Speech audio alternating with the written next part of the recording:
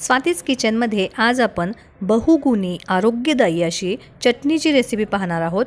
तुम्ही शेंगदाण्याची, लसणाची, जवसाची चटणी खाल्ली असेलच, पण आज आपण केसाचं आरोग्य उत्तम ठेवणारी कढीपत्त्याची चटणी कशी बनवायची ते बघतोय। आपण प्रत्येक भाजीमध्ये कढीपत्त्याचा वापर करत असतो, कारण सर्वांनाच माहीत आहे की कढीपत्ता घातला की भाजी टेस्टी तर होतेच, पण याचे सगळे गुण आपल्या शरीरासाठी, केसांसाठी मिळत असतात। म्हणूनच आपण याला बहुगुणी असे म्हणतो।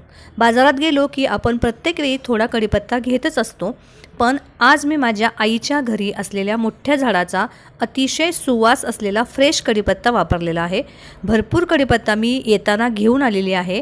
याचपासून लगेचच आपण ही चटणी बनवायला सुरुवात करणार आहोत। तर ही खमंग कढीपत्त्याची चटणी बनवण्यासाठी इथे मी हिरवागार फ्रेश असा ताजा कढीपत्ता घेतलेला आहे। डायरेक्ट झाडावरून तोडून घेतलेला आहे। सगळा कढीपत्ता देठांपासून वेगळा करून काढून घेतलेला आहे। हा एका मोठ्या बाउलमध्ये काढून घेऊयात आणि स्वच्छ धुवून घेऊयात। स्वच्छ धुवून झाला की यातलं सगळं पाणी आपल्याला काढून घ्यायचं आहे। त्यासाठी हा कढीपत्ता एका दुसऱ्या जाळीच्या भांड्यावरती घालून घेऊयात आणि यातलं सगळं पाणी निथळून घेऊयात। यातलं पाणी निथळण्यासाठी हे एका साईडला ठेवूयात आणि यासाठी साहित्य घेतलेलं आहे ते आता फ्राय करून घेऊयात। त्यासाठी गॅसवर एक पॅन किंवा कढई घेऊयात आणि यामध्ये 1 चमचाभर तेल घालून घेऊयात। तेल थोडं गरम झालं की यात आपल्याला अर्धा वाटी शेंगदाणे भाजून घ्यायचेत।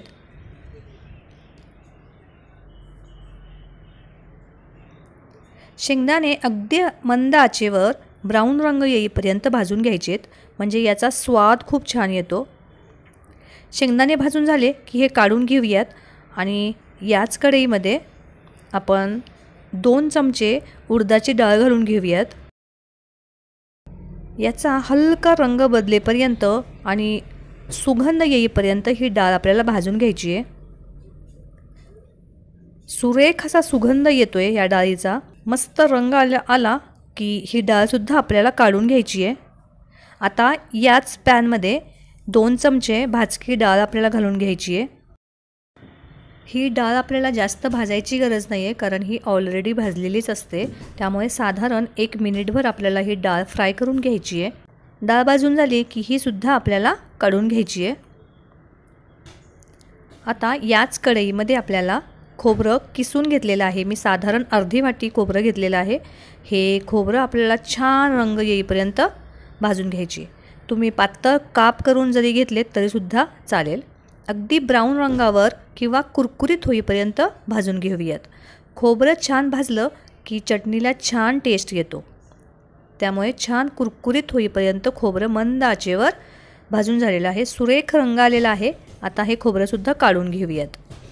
आता यामध्येच आपल्याला 1 चमचाभर तेल घालून यामध्ये जिरे, पांढरे तीळ आणि 7 ते 8 लसणाच्या पाकळ्या घालून घ्यायच्यात आणि हे सुद्धा छान असं खरपूस भाजून घ्यायचं आहे। हे जे सगळे मसाले आपण भाजतोय, हे भाजताना एक काळजी घ्यायची की गॅस मंद ठेवायचा आणि थोडं तेल टाकून हे फ्राय करून घ्यायचे। असा सुरेख सुगंध आला की लगेच मसाले काढून घ्यायचे। मसाले करपू द्यायचे नाहीत, नाहीतर चटणीचा टेस्ट सगळा बदलतो आणि चटणी अशी करपट लागते। त्यामुळे मंद आचेवर भाजून घ्यायचे। आता कढीपत्ता छान ड्राय झालेला आहे, तुम्ही ते पाहू शकता। जर पाणी असेल तर कपड्याच्या साह्याने किंवा टिश्यू पेपरच्या साह्याने आपण ते कोरडं करू शकतो। आता याच तव्यामध्ये 1 ते 2 चमचा तेल घालायचं आणि ही सगळी ड्राय झालेली कढीपत्त्याची पानं आहेत, ओलसर असतील तरी काही हरकत नाही, ती भाजली ना की छान ड्राय होतात। आता मस्त कढीपत्ता कुरकुरीत होईपर्यंत आपल्याला भाजून घ्यायचा आहे। मंद ते मीडियम आचेवर हा कढीपत्ता भाजून घ्यायचा आहे। मध्ये मध्ये 1 चमचा 1 ते 1.5 चमचा तेल घालून घ्यायचं, म्हणजे पानं छान खुसखुशीत आणि कुरकुरीत व्हायला मदत होते।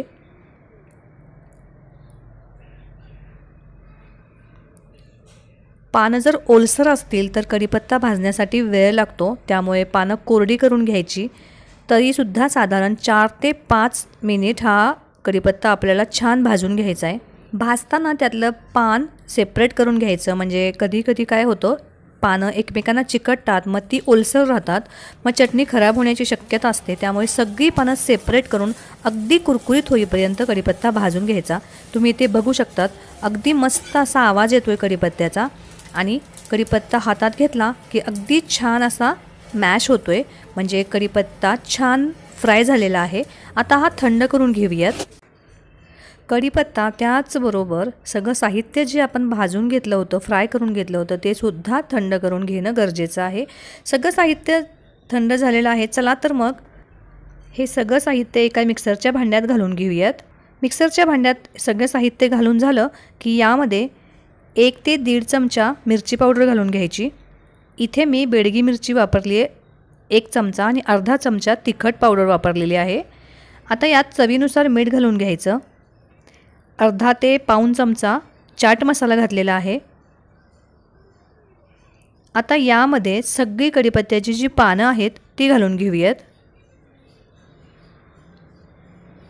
थोडी थोडी घातली तरी चालतील किंवा एक साथ सगळे घालून मिक्सरमध्ये बारीक फिरवलं तरीसुद्धा चालेल। आता काय करायचं, एकदम बारीक असं वाटायचं नाही आहे, मिक्सर चालू बंद करून हे आपल्याला बारीक वाटून घ्यायचं आहे।